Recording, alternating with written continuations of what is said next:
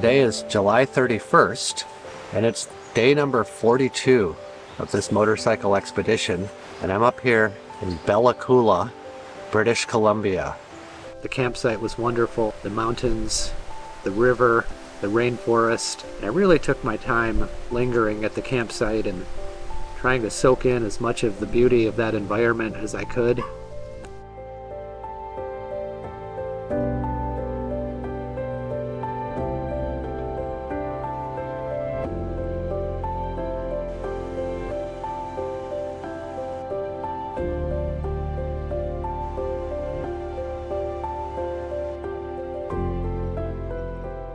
This is one of the most beautiful campgrounds that I've ever stayed at. It's in the forest, the rushing river right next to my campsite. The grass was cut. The campsite that I'm in here looks like it's even been raked. There's hot showers, water, numerous outbuildings around here. You can tell that the person that runs this campsite really loves it and takes care of it. And it's just a pleasure to be able to camp in a place like this when I'm on the road.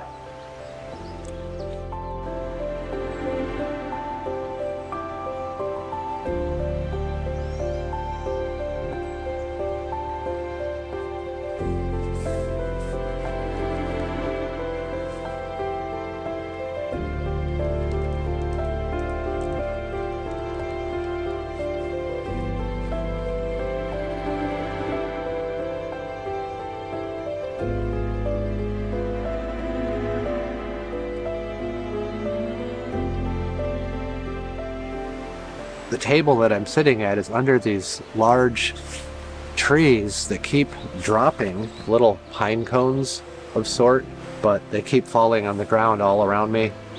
One of them almost hit my head. There's a little squirrel running around over here. He's actually got one of them in his mouth right now. This is a really remote place.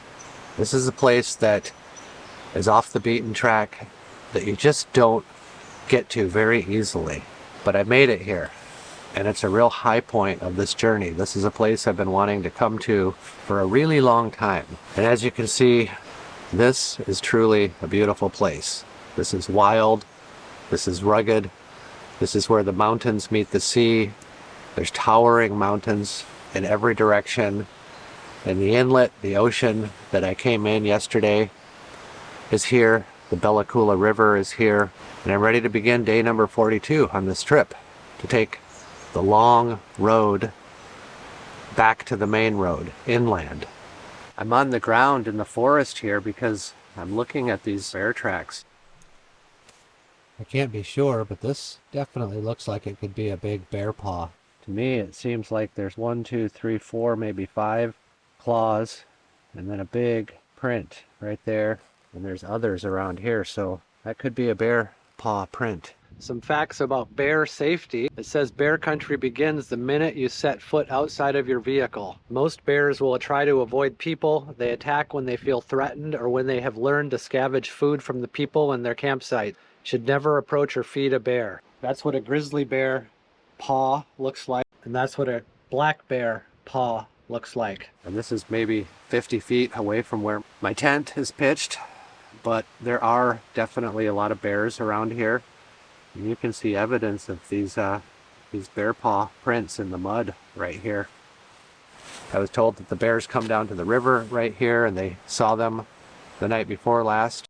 I've personally seen, I think, 5 bears so far on this trip, and heard reports of several others along the way. So bears are active, and in particular, grizzly bears up here in this Bella Coola region. There are a lot of grizzly bears, and so, you know, that's another thing that's affected my desire and my ability to camp remote and wild by myself off of my motorcycle in the forest when I know that there's quite a number of bears around. It's just one more thing that's made the camping that I like to do sometimes, that wild remote camping, a little more difficult and a little more challenging, and something that I've had to, pardon the pun, bear in mind, I guess you would say. So I've often looked for campgrounds, and this is a perfect example of a really beautiful campground that I've found, one of the best on this whole trip. And I was really happy to spend the night here, take a hot shower, pitch my tent here in the forest. Now I'm really looking forward to getting on the road and checking out this hill that's coming up this morning. It should be quite an adventure.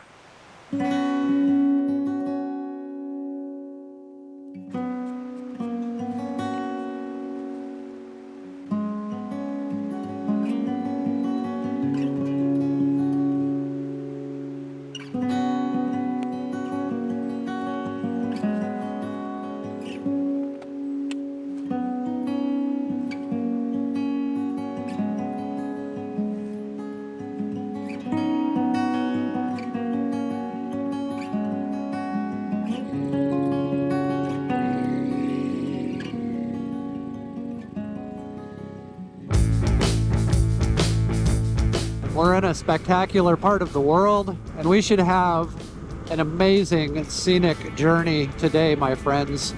We're gonna go up the hill. Okay, here's a sign on the right. When flashing, the road to Heckman Pass is closed. And there's another sign here just saying how vehicles have to have winter tires or carry chains between October and April. This is a road that has very limited services. I understand that it's paved most of the way, except for a section that looks like it could be about 10 or 20 miles on the map of dirt, which is affectionately known as the hill. This hill, we will find out what that's all about on today's ride. And it should bring us from sea level way up into the mountains, so the views should be pretty spectacular. Well, it looks like this might be the start of the dirt section and therefore the start of the steep grade. Let's give it a look.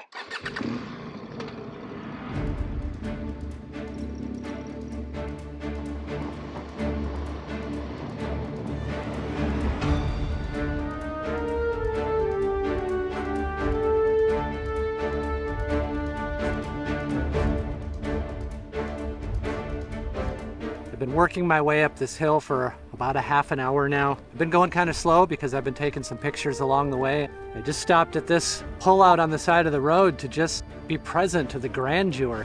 We're at 3,000 feet of elevation, so we've traveled a good ways since the valley below and Bella Coola. A fun, easy, graded road, but indeed somewhat steep. A few switchbacks. Not a challenge on this bike, not a challenge at all, even with my 70/30 tires. I passed a party of adventure bikes coming down this hill right at the start, and I've been riding for about 20 minutes now, and I'm paused on the side of the road here to just take in this view and look at the mountains clad in cedar trees and Douglas fir. A beautiful, epic ride. Put this on your bucket list. Highway 20, heading out of Bella Coola, back into the mainland. This is a section known as the Hill.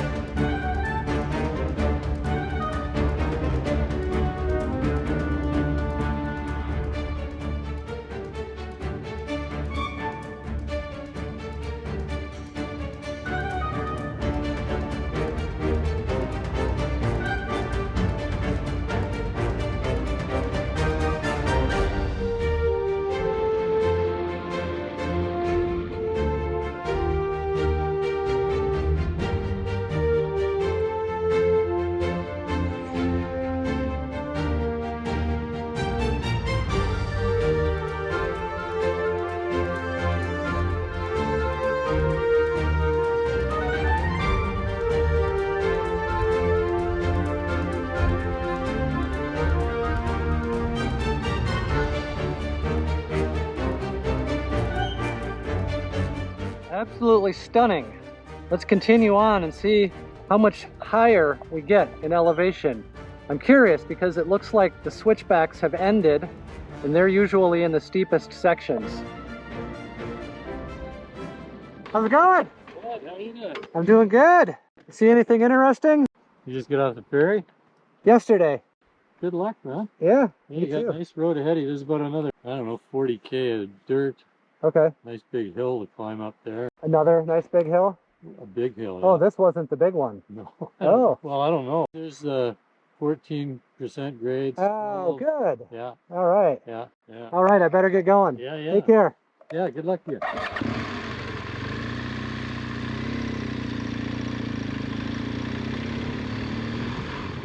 At this point, I kind of have to laugh at myself because I stopped to talk to another motorcyclist I saw on the side of the road. It's a guy from BC riding an old 1150 GS. And I told him that I just came up the hill and we were chatting, and he said, well, get ready for a really steep hill. And I said, well, you mean the one I just came up? And he said, no, there's a really steep one coming up ahead that you're gonna hit. And then it dawned on me, it hit me. I realized that I haven't even encountered the hill yet. All that stuff that I just came up, that was just a mere bump in the road compared to what's up ahead, apparently. And so I guess that means if you like hills, the best is yet to come. And if you're the kind of person that doesn't like exposures and cliff edges and things like that, well, get ready, buckle your seatbelts, because we haven't even hit the hill yet.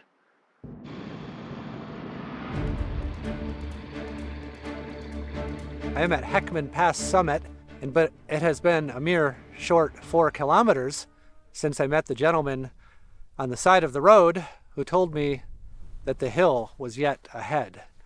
And so I stand here slightly bemused, a little bit confused, and not really sure whether I have encountered the hill already or whether it remains to be seen down this road. That's an odd feeling, to have thought that I did it already, and then to think that it was yet to come, and now to be standing here on the summit of Heckman Pass, wondering what's ahead and what's behind. I don't know what to make of all this, really, except to say that I'm at the summit, which usually means the top of the peak, the top of the mountain, the top of the pass. It's usually all downhill from there, or in this case, from here. And so, I will once again hop on my bike, making sure that all of my batteries are being charged in case I do encounter this hill ahead. I want to be prepared to bring it to you in the utmost cinematic glory that's possible, fully knowing that perhaps I've already achieved that task and it lies behind me in the rearview mirror. So, come with me as this adventure continues. We proceed to the east in the direction that this truck camper is now coming from.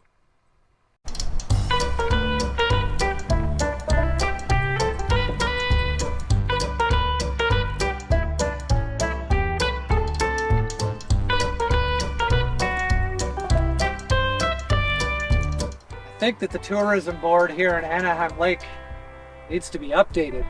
You know, it must be hard for these little out-of-the-way communities to support a tourism industry sometimes and keep a place like this staffed when there aren't really a lot of people passing through. I just went to the gas station in town and that does not appear to be in service any longer.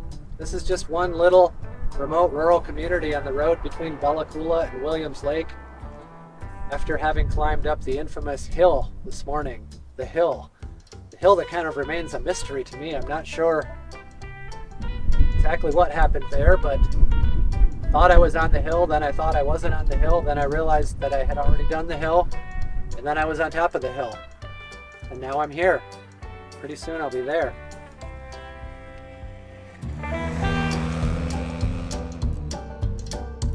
The plateau itself was a whole nother world. A world of flat, open, arid country, changing into farmlands, an agricultural area, beautiful in its own right, with rivers and mountains in the distance.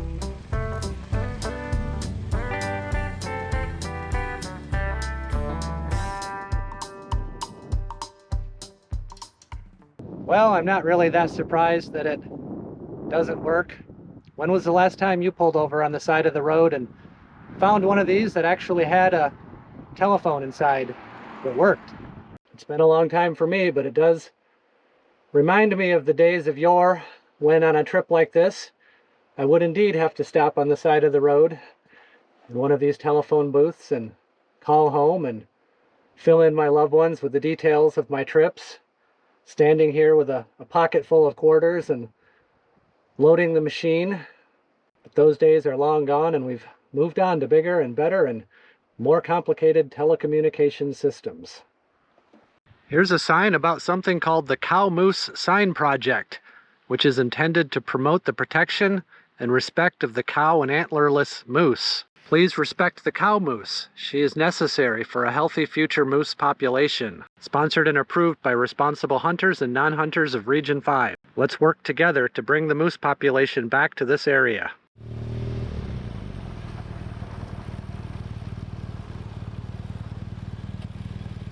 Well, I just saw the biggest black bear yet that I've seen on this trip. He crossed the road right in front of me, and I actually doubled back to see if I could see him off on the side of the road or in the woods. And I did. I saw him, but he was too far away to get a shot with the GoPro. But that's the 6th bear that I've seen on this trip. Definitely a lot of bear up here this time of year. And someone was telling me that because it's been exceptionally hot, they've come down from the higher country sooner than they would to get down to the rivers and things like that. I'm not quite sure how that works, but anyways, I'm up here on this plateau, and there's mountains in the distance with snow, but this is kind of a flat, arid plateau. It's actually a forest fire happened here recently in this area. It's remote up here. There's not a lot of traffic. I stopped at the small gas station that I did find that was operational and was able to get some gasoline to carry on towards Williams Lake. Not a lot of services out here. We're in a place called Nimpo Lake. Just don't want to pass an opportunity to get gas. I try not to pass gas on a trip like this. Sometimes it happens.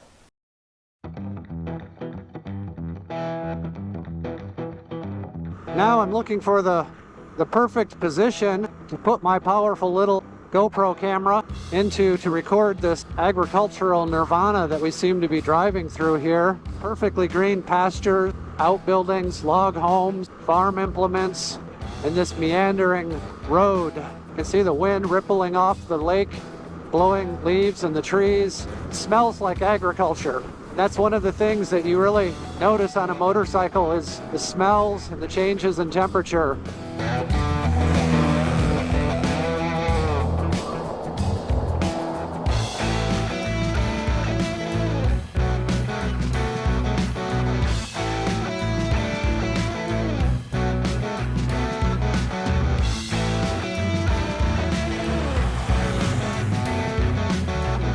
We're still up on the Chilcotin Plateau, and this is a small community called Tatla. Looks like there's a store, post office, gas, licensed restaurant, the Graham Inn. Sign says open.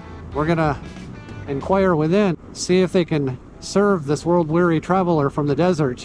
So we are in full swing on a 4-day holiday, and I imagine the town up ahead might be a little busier. This is a peaceful place up here, so I'm going to make an inquiry into the restaurant and the motel and see if they accommodate me this evening. Do you live here? Yeah, I just live that way. They only open 3 days a week. Oh, okay. Well, I got gas back there, so I'm doing okay. I'll make it to Williams Lake. Okay. But I was going to see about getting something to eat, maybe stay at the motel here. And She could make you a sandwich, but she's turned off her grill. do you like living here? I've been here almost 50 years now. 50 years. I must like What's rush hour like up here? it isn't. When the cattle cross the road? Yeah, really. Yeah, you could run into a boulder or something. Yeah. Well, you're ready to camp out. Yeah, I've been camping a lot, so I thought I would treat myself to a motel perhaps. It's going to be really hot. You should go down the valleys Yeah? and camp. Like, there's a place at Horn Lake, Uh-huh. a campsite that's right on the edge of the lake. Also, there's a campsite close to us. That's it. I'm going to stay here at the Graham Inn, treat myself to a motel room with a bed and a shower and electricity, and we'll carry on tomorrow. It's 140 miles still. But yeah, let's take a look inside and see what this little manor, store, restaurant, deli, I'm not sure what it is, what it looks like.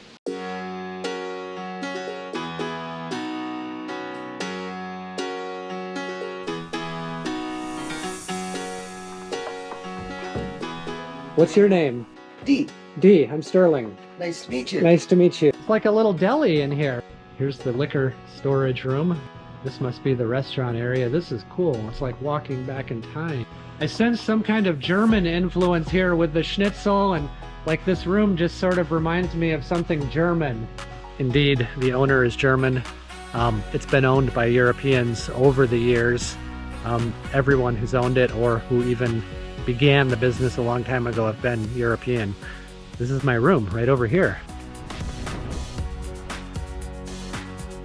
Let in some light. We'll leave the door open.